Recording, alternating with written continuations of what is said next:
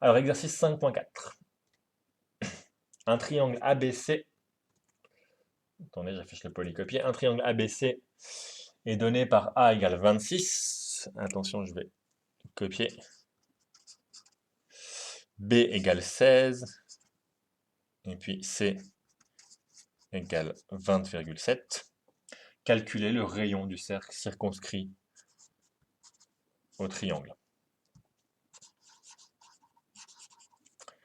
Ok, alors cet exercice-là, il est assez élémentaire. On est de nouveau dans purement appliquer les théorèmes.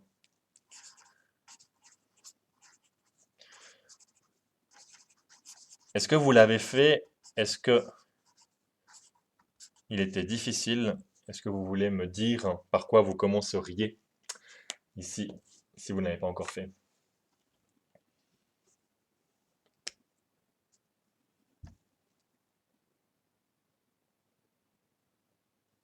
Ok, pas de réponse. Alors, question.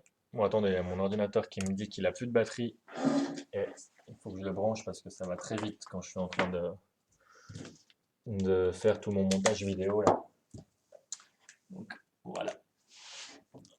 Voilà. Alors, question, quel théorème nous donne une information sur le rayon du cercle circonscrit?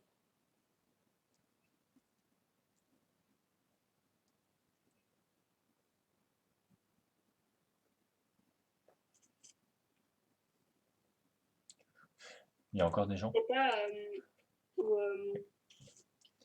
ça fait. C'est quoi déjà? Ça fait deux alpha. C'est par rapport. Je sais pas comment l'expliquer avec des mots, mais en gros, si on fait un triangle dans le petit triangle, on sait que l'angle. Euh, est- Non, je sais pas comment expliquer ça, désolée. Alors, je crois que je vois ce dont vous me parlez. Ma question, elle est beaucoup plus simple au point de vue des connaissances très élémentaires qu'on est en train de construire en fait. Donc là, vous me parlez du théorème de l'angle inscrit, ou si vous avez un angle Ouais, c'est ça. ici, vous savez que l'angle ici, c'est le double de celui qui est là. Mhm. Et effectivement, ça c'est le théorème de l'angle inscrit. Et c'est le théorème que j'ai utilisé pour démontrer le théorème du Cosinus. bien tenté. Il y avait une chance sur deux. Non, sinus. Sinus. Donc je reprends mes théorèmes ici. Rappelez-vous, le théorème du sinus me dit que A sur sinus alpha, le rapport d'un côté au sinus de l'angle opposé est constant, et ils me disent que ça vaut, et c'est exactement 2 fois le rayon du cercle circonscrit.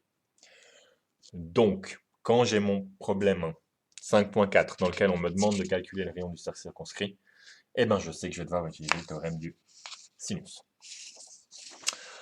Ok, mais pour utiliser le théorème du sinus, qu'est-ce qu'il faut? Donc je le laisse en fait, pourquoi je l'ai enlevé? Pour trouver 2R, il me faut Les angles. A est sin alpha, ou B est sin bêta, ou C est sin gamma. Donc il me faut un angle. Comment je calcule un angle? À partir de 3 côtés.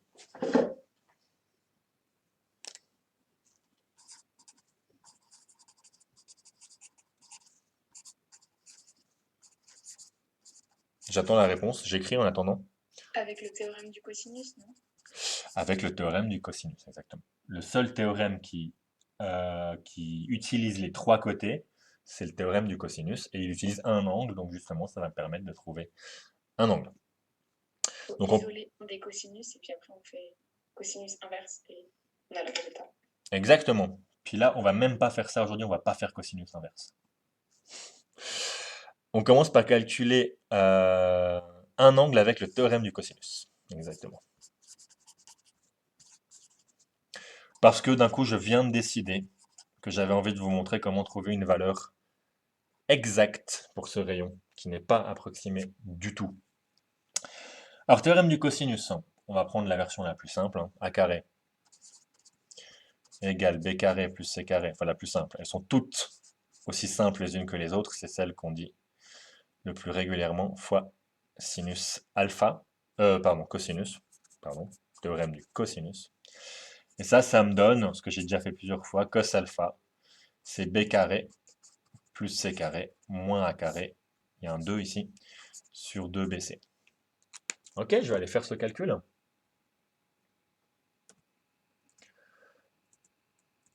Donc, b carré plus c carré moins a carré, c'est 16 au carré. Plus c carré, c'est 20,7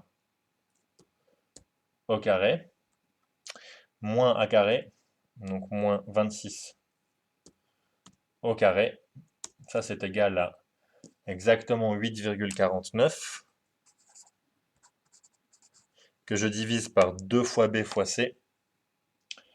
Donc, divisé par 2 fois 16 fois 20,7.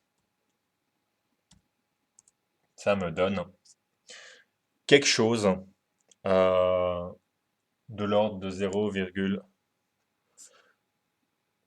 donc ici c'est 2 fois 16 fois 20,7 égale environ 0,0128.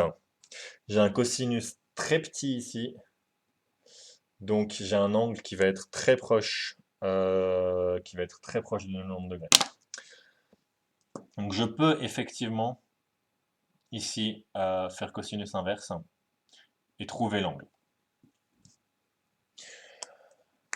Et je vous ai dit que j'allais pas le faire, mais je suis en train de me dire que vu la valeur que j'ai trouvée, je vais le faire quand même. Et puis, bon, ficher un peu, mais je suis pas sûr, j'hésite.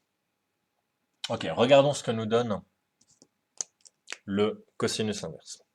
Donc, si je fais inverse cosinus de ma réponse, je trouve 89,26 degrés. Donc ça implique que alpha égale 89,26 degrés environ. Je vais garder ce nombre au tableau, puis continuer mon problème. Ensuite, j'utilise le théorème du sinus.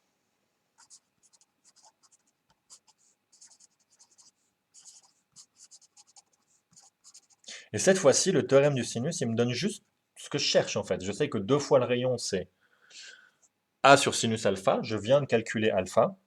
Et donc le rayon, c'est égal à A sur sinus alpha divisé par 2. Donc ça, je peux le calculer. Je fais A, c'est 26, divisé par 2 fois le sinus de ce que je viens de trouver, c'est-à-dire ce 89,26, je garde un maximum de précision, et je trouve 13,00.